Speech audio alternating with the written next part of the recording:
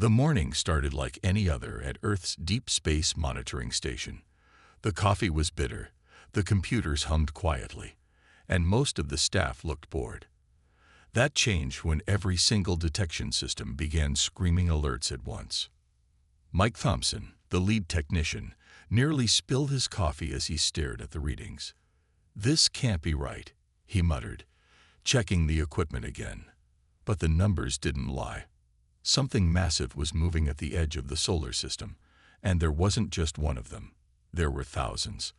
Within an hour, Admiral James Walker stood in the United Earth Defense Force Command Center, his face grim as he looked at the massive display screen.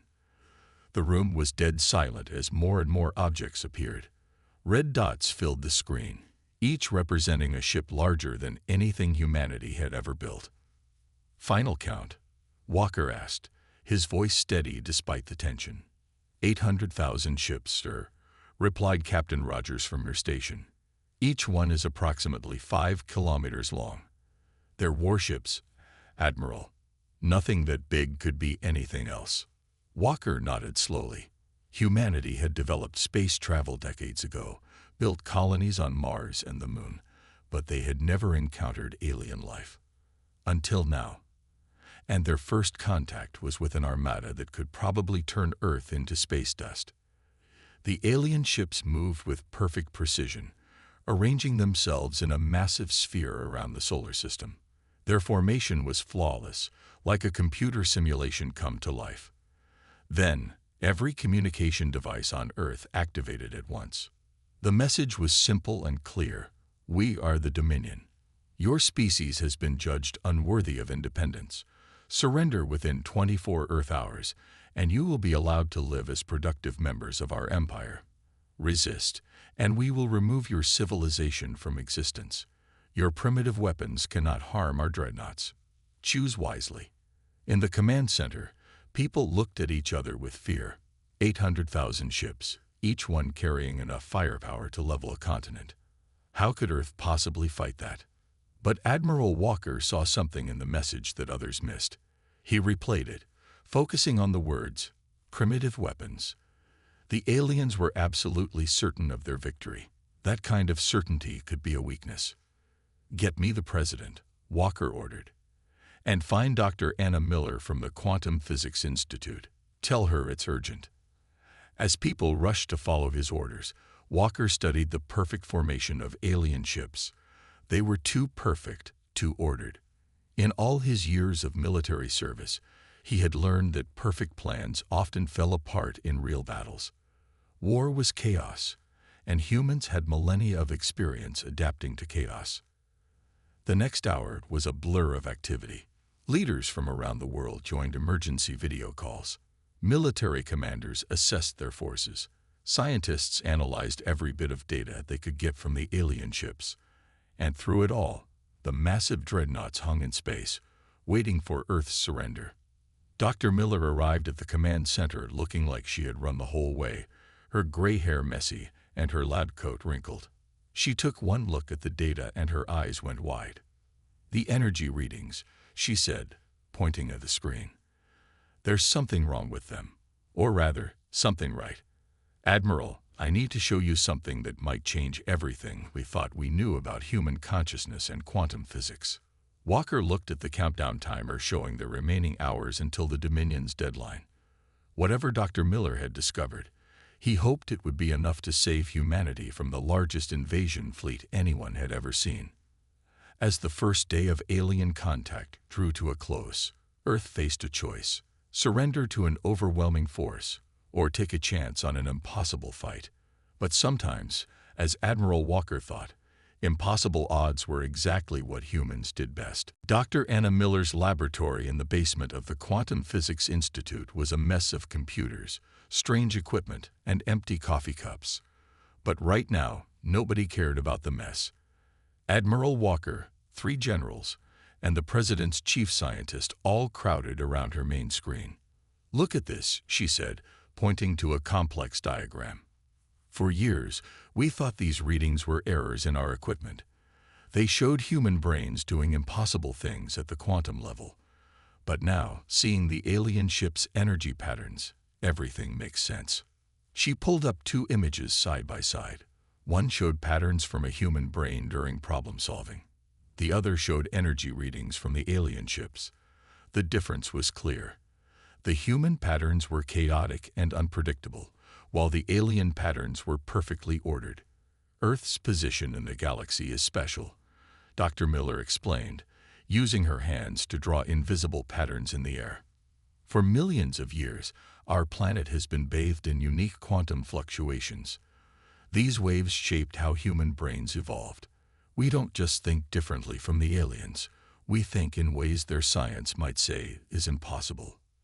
Admiral Walker rubbed his chin. What exactly does that mean for us?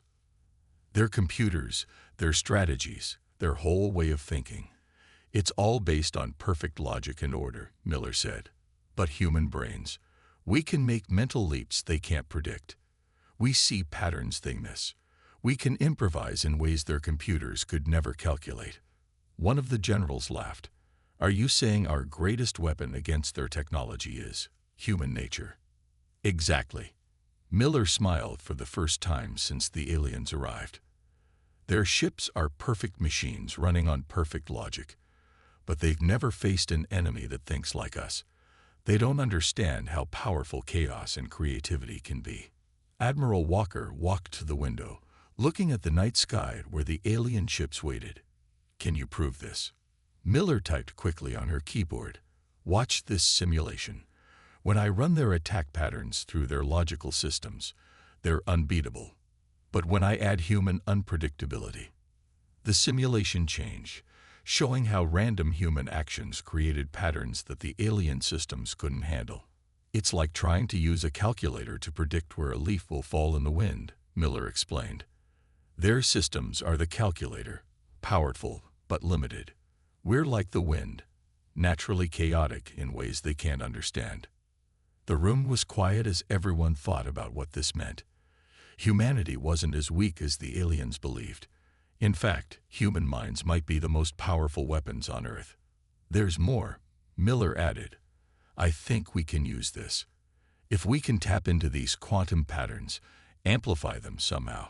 She paused, looking at her calculations. We might be able to confuse their entire fleet. Admiral Walker stood straighter. How long do you need? Miller looked at the clock. They had 18 hours until the aliens' deadline. Give me 3 hours and every quantum computer on Earth. I'll need help from the best programmers too. And coffee. Lots of coffee. Walker nodded, already reaching for his phone. You'll have everything you need. Just make it work. As people rushed out to follow orders, Miller looked again at the pattern of human thought on her screen. It was beautiful in its chaos, like a jazz song written in quantum waves. The aliens, with all their ships and perfect logic, had no idea what they were about to face. Somewhere above, 800,000 alien ships waited in perfect formation, ready to destroy Earth. But for the first time since they arrived, humanity had hope. Sometimes the best weapon isn't the biggest or the most powerful. It's the one your enemy doesn't understand. Commander Tom Reed walked through the underground base, passing hundreds of people rushing in different directions. With 15 hours left until the aliens' deadline, nobody was walking slowly. He entered the main strategy room, where Admiral Walker and Dr. Miller were already arguing with military leaders from around the world. You want us to do what? A Russian general asked over the video screen, his face confused. We want you to make your pilots stop practicing normal attack formations, Dr. Miller explained. Instead, have them fly like this. She played a video showing fighter jets moving in patterns that looked completely random. Those patterns, she continued, they're based on how crowds of people move in busy cities. The aliens' computers won't be able to predict them. Commander Reed stepped forward. I have an idea to add to this. Everyone turned to look at him. Our satellites. We have thousands of them in orbit. They're not weapons, but maybe they don't need to be. He walked to the main display and pulled up a map of Earth's satellites. Look at them like this. He pressed a few buttons, and suddenly the satellite patterns looked like a giant web around Earth. If we move them just right, we can create interference patterns that will mess with the aliens' targeting systems. Admiral Walker nodded slowly, like throwing thousands of tiny pebbles into their perfect pool of water. Exactly, Reed said. And here's the best part. They'll expect us to use our military satellites as weapons. But these are just regular communication satellites. They won't see them as a threat until it's too late. Dr. Miller was already typing on her computer. We can use the quantum patterns I discovered to calculate the perfect interference waves. Their ships are so logical, so perfect, they'll have no defense against this kind of organized chaos. Around the world, military bases sprang into action. Fighter pilots learned to fly in ways that went against all their training. Space command centers prepared to move thousands of satellites into new positions. Scientists worked to turn Dr. Miller's quantum discoveries into weapons.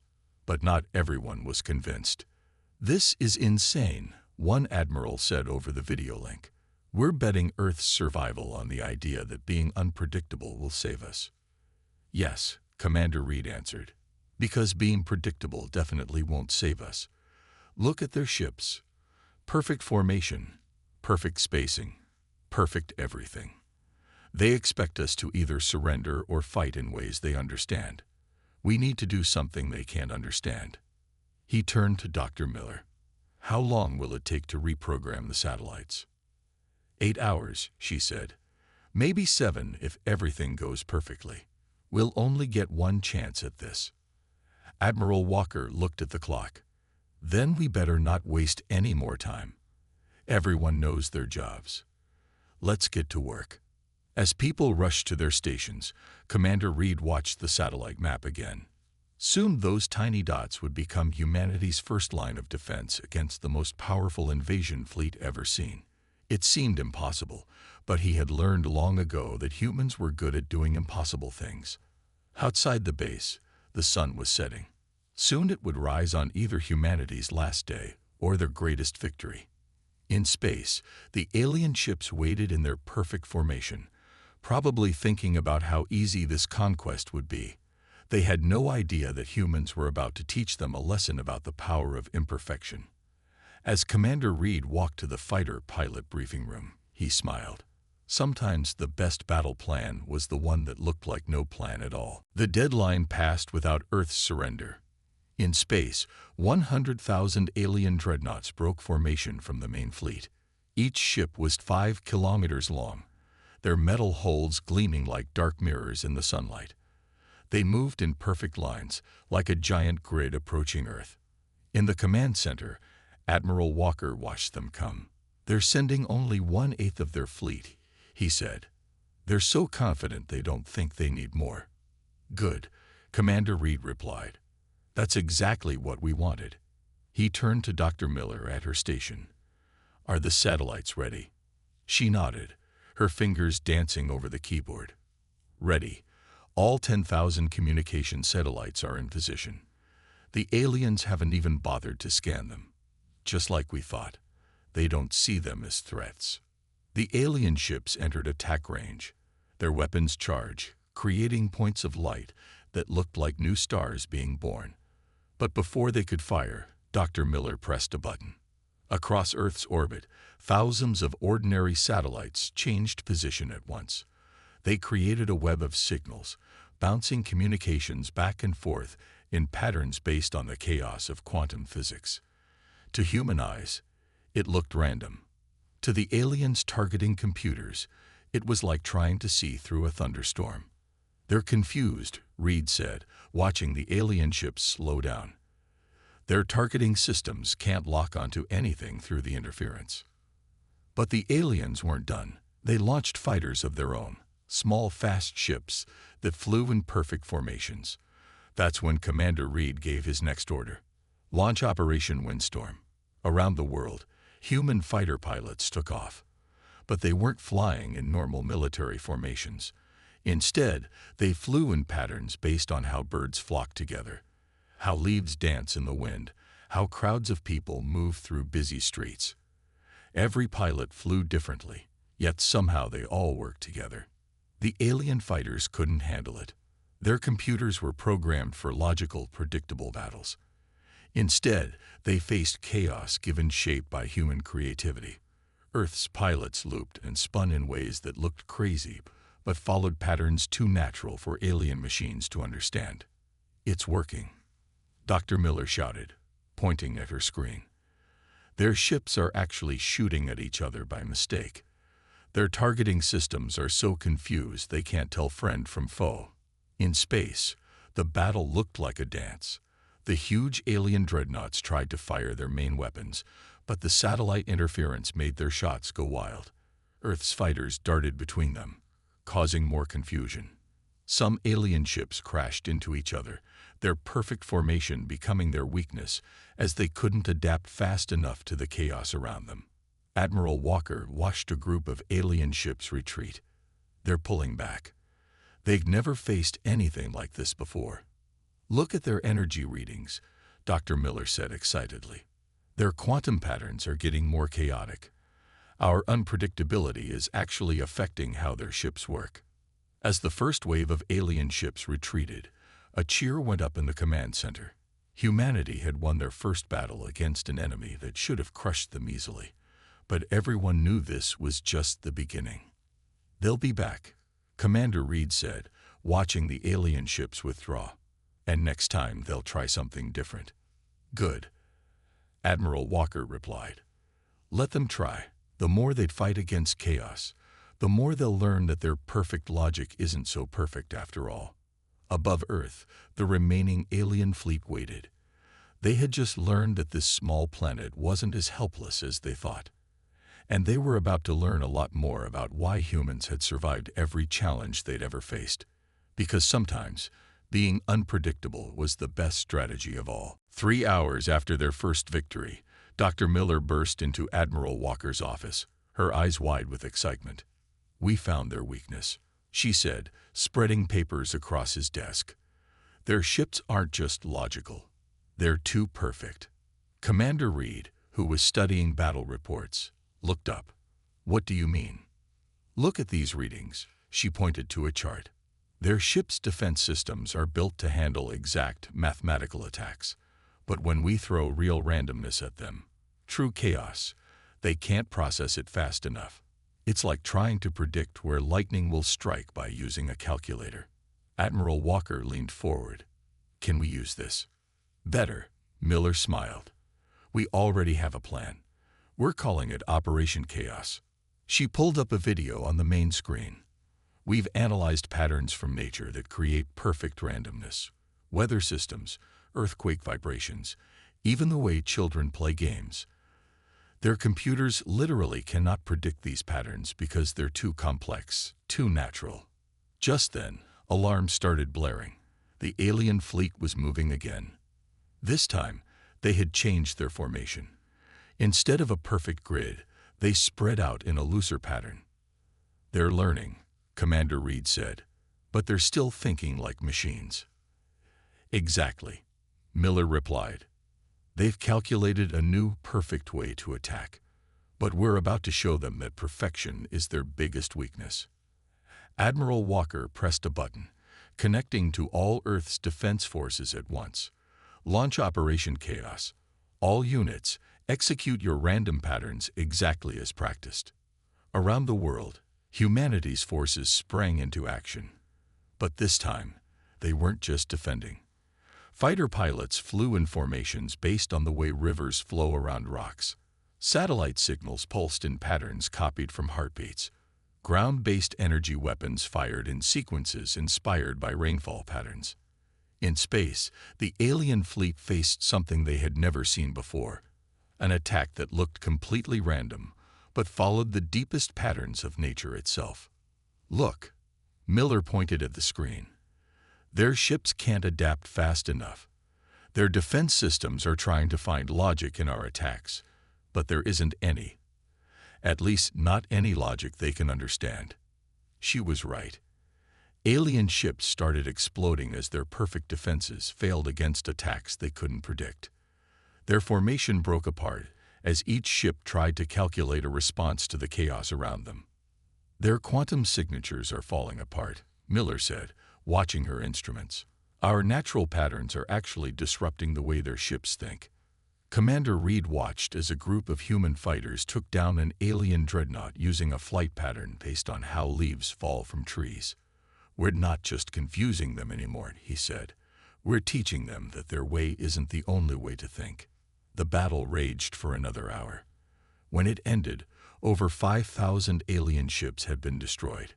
Earth had lost ships too, but far fewer than anyone had expected. The remaining alien vessels retreated to rejoin their main fleet.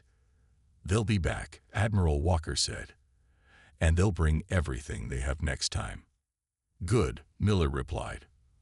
"Because now we know how to beat them. The more ships they bring, the more their perfect system will work against them. Sometimes the best way to fight isn't to be stronger. It's to be impossible to predict." As Earth's forces regrouped and prepared for the final battle, the mood in the command center was different than before. They weren't just fighting for survival anymore. They were fighting to prove that sometimes the most powerful force in the universe isn't perfect order. It's the beautiful chaos of nature itself. The Dominion commander had finally lost patience. All 800,000 alien ships moved at once, their massive forms blocking out the stars as they approached Earth. The sight was terrifying. Enough firepower to destroy 100 worlds, all focused on one small planet. In the command center, Admiral Walker watched them come. "This is it," he said quietly. "They're committing everything." Dr. Miller was typing furiously at her station.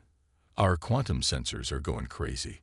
They've modified their ships, trying to make them even more perfect, even more logical. They think that's what they need to beat us." Commander Reed smiled. "They still don't understand. They're just making our job easier." The command center's main screen showed Earth's defenses, fighters ready to launch from every continent, satellites positioned in new patterns, ground stations prepared to broadcast signals that would confuse alien targeting systems. But this time, they had something new. "The quantum wave transmitters are ready," Miller announced. "Every radio station, TV tower, and cell phone network on Earth is connected. When I give this signal, they'll all broadcast patterns based on Earth's natural frequencies, weather systems, ocean waves, even human brainwaves." The alien fleet entered attack range. This time, they didn't send a message demanding surrender. They just opened fire. Space lit up with energy beams and explosions, but Earth was ready. The satellite network activated first, creating a shield of chaos that made most of the alien shots miss. Then humanity's fighters launched, flying in patterns that looked like flowing water and dancing fire. "Now," Walker commanded, "start the quantum broadcast." Miller pressed a button. Across Earth, every transmission tower began broadcasting signals based on natural patterns. The effect on the alien fleet was immediate. Their perfect formation started breaking apart as their computers tried and failed to understand the chaos surrounding them. "It's working better than we expected," Miller shouted over the noise of battle reports. "Their ships are so perfectly logical that our natural chaos is like poison to their systems. The more they try to fight it, the worse it gets for them." On the main screen, they watched as alien ships began firing at random, their targeting systems completely confused. Some ships crashed into each other. Others fired at empty space, their sensors overwhelmed by the patterns they couldn't understand. "Look at their fleet formation," Reed pointed. "They're breaking up into smaller groups. Their central command can't handle all the chaos. They're losing control." The battle raged for hours.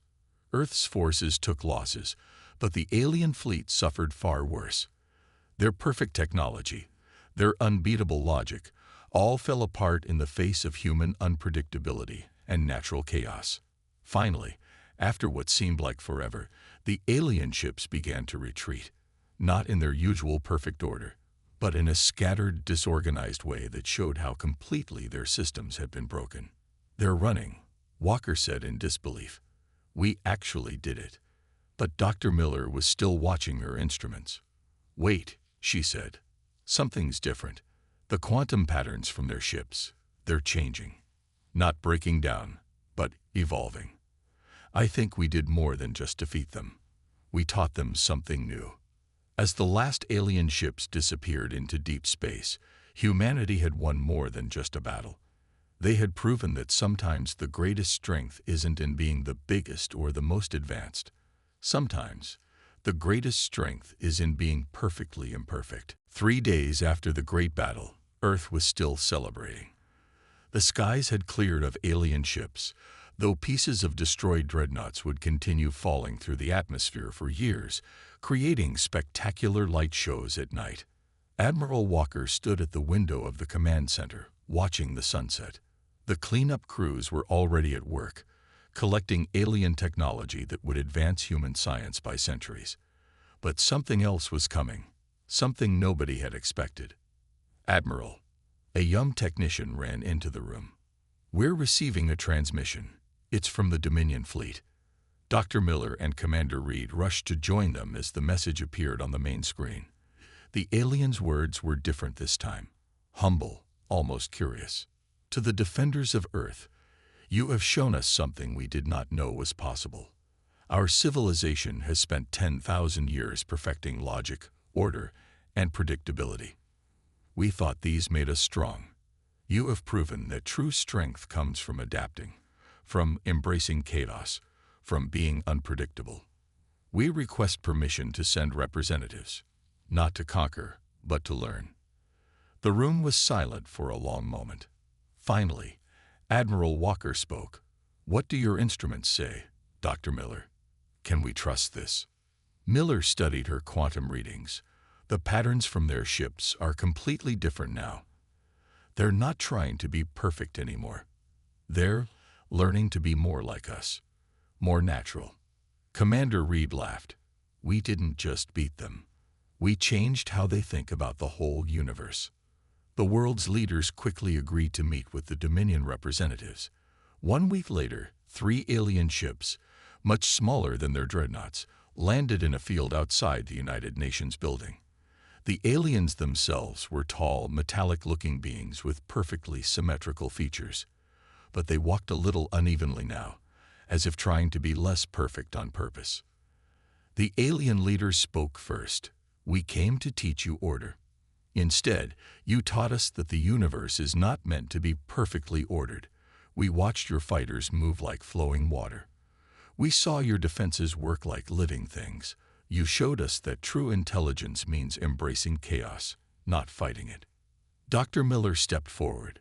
"Your ships," she said, "they're different now. You've changed them." The alien nodded.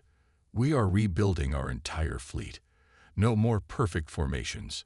No more predictable patterns. We want to learn how to think like you do. Naturally, creatively, unexpectedly." Admiral Walker smiled. "And we can learn from your technology, your knowledge of the galaxy. Perhaps together we can find a balance between order and chaos." The meeting lasted for hours. The aliens shared star maps showing hundreds of inhabited worlds. Earth would no longer be alone in the galaxy. But more importantly, they had earned something greater than just victory. They had earned respect. As the sun set on that historic day, Dr. Miller stood with Admiral Walker and Commander Reed, watching the alien ships prepare to leave. "You know what's funny?" Miller said. "They came to judge whether we were worthy of independence. In the end, we showed them that our primitive way of thinking might be exactly what the galaxy needs." Walker nodded. "Sometimes the best teachers are the ones who look like students at first glance." The alien ships took off, their engines now humming with a slightly irregular pattern, more natural, more alive. They would return soon, not as conquerors, but as allies, ready to learn from the planet that had taught them the power of imperfection. Humanity had faced its greatest challenge and emerged not just victorious, but triumphant in a way nobody could have predicted. They had proven that being human, with all its wonderful chaos and creativity, was not a weakness but the greatest strength of all.